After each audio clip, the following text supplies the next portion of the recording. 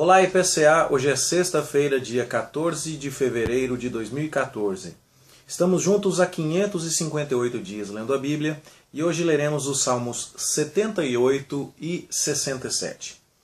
Salmos que ainda estão sendo selecionados em virtude do momento da história de Israel que estamos estudando lá no segundo livro de Samuel e também no livro das Crônicas.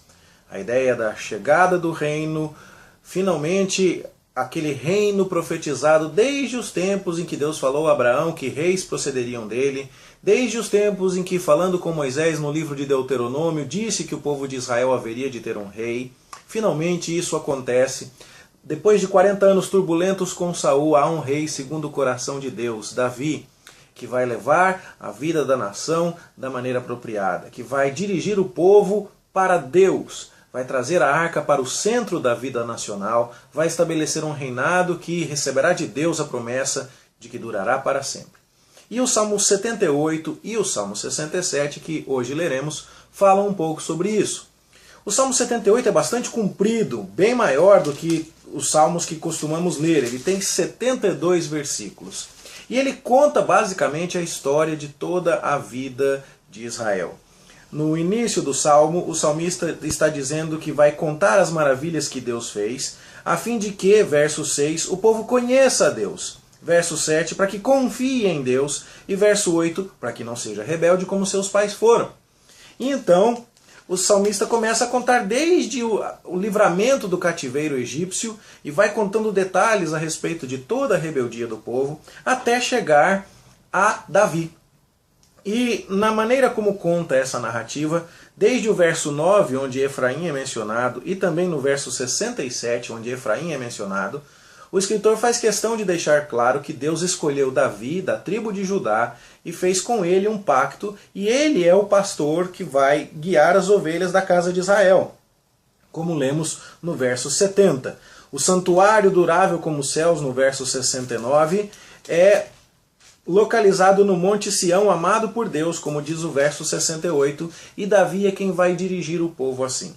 Isso então era um apelo histórico para que as pessoas deixassem de se rebelar contra a vontade de Deus, como aconteceu nos tempos do deserto, nos tempos do Egito ou em outras coisas mais, e passassem a seguir a Deus, e isso significava aceitar a liderança de Davi.